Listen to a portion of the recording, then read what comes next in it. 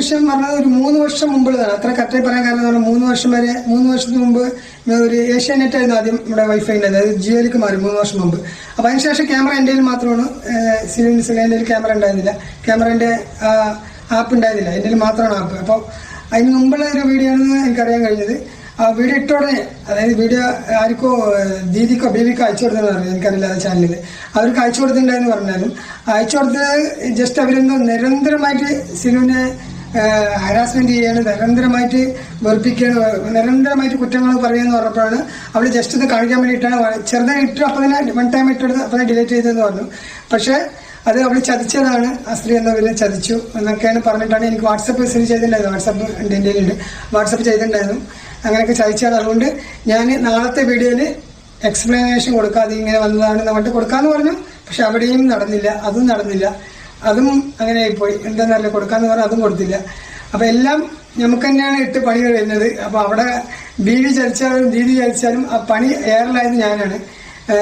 ഒരു ചെറിയ ചേറിന് തട്ട സീന് അത് മറ്റുള്ളവർ കാണുമ്പോൾ വലുതായി കാണിക്കുന്ന കുറേ ആൾക്കാരുണ്ട്.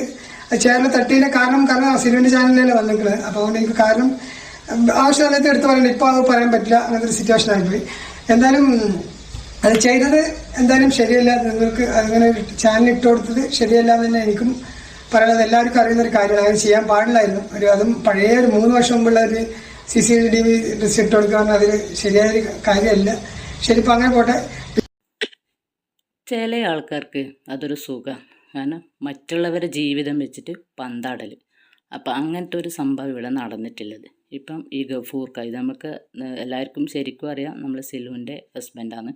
ഈ ഗഫൂർക്ക പറയുന്നത് 3 കൊല്ലം മുന്നേ ഉള്ള ഒരു CCTVൻ്റെ ദൃശ്യം കാണിച്ചിട്ടാണ് ഇന്നിങ്ങനെ എൻ്റെ ലൈഫ് തകർത്ത് വരുന്നതെന്നാണ് പറഞ്ഞുകൊണ്ടേന്ന്. അപ്പോൾ ആ ബീവി ആരാണെന്ന് എല്ലാവർക്കും നന്നായിട്ട് അറിയായിരിക്കുമല്ലേ. അപ്പം സിലുവിനെ നല്ലോണം ഇതാക്കിയിട്ട് ആ വീഡിയോ സിലുവിൻ്റെ കയ്യിൽ നിന്ന് വാങ്ങിയിട്ട് അവർ വൺ ടൈമായിട്ട് സിലു അയച്ചു കൊടുത്തപ്പം അത് അവർ എന്താ പറയുക സ്ക്രീൻഷോട്ട് എടുത്തിട്ടാണ് പിന്നെ അത് അവരെ ചാനലിലേക്ക് ഇട്ടിട്ട് ഇവരെ ലൈഫ് കൊളാക്കി എന്നാണ് ഇപ്പം ഇവർ പറഞ്ഞു വരുന്നത്. അപ്പം അതാ ഞാൻ പറഞ്ഞത്, മറ്റുള്ളവർക്ക് ഓരോരാൾക്ക് ഭയങ്കര ഒരു ഇതാണ്. കാരണം പിന്നെ അവർക്ക് 100,000 പ്രശ്നങ്ങളുണ്ടാവും, പക്ഷെ അതും വെച്ചിട്ട് മറ്റുള്ള ആൾക്കാരുടെ പ്രശ്നങ്ങൾ ഇങ്ങനെ കൊട്ടിഘോഷിക്കാൻ ചില ആൾക്കാരുണ്ട്. അതിനൊരു പഴഞ്ചൊല്ലുണ്ട്, അന്നാണ് അവനവൻ്റെ ഒരു മുറം വെച്ച് ആരാൻ്റെ അരമുറം പറയൽ. അത് ചില ആൾക്കാർക്ക് ജന്മനായുള്ള സൂക്കേടായിരിക്കും. കാരണം അങ്ങനെ കുറ്റം പറഞ്ഞിട്ടില്ലെങ്കിൽ ഉണ്ടല്ലോ, ചിലപ്പം ഉറക്കവും വരില്ല, സമാധാനവും കിട്ടൂല.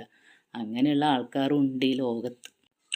ഒരു കുടുംബമായാൽ ഒരു തട്ടലും മുട്ടലും ഒക്കെ ഉണ്ടാവും. പക്ഷേ എങ്കിൽ അത് മൂന്നാമതൊരാൾ കൈകാര്യം ചെയ്യാണ്ട് അത് ആ ഒരു കുടുംബത്തിലുള്ള ഭാര്യ ഭർത്താക്കന്മാർ തന്നെ അത് കൈകാര്യം ചെയ്ത് അതെല്ലാം നീക്കിയിട്ട് എല്ലാവരും സന്തോഷത്തിൽ ജീവിക്കാൻ നോക്കണം. ഇതിൽ മൂന്നാമതൊരാൾ കയറിക്കഴിഞ്ഞാൽ ആ ജീവിതം പിന്നെ കൊളാണ്.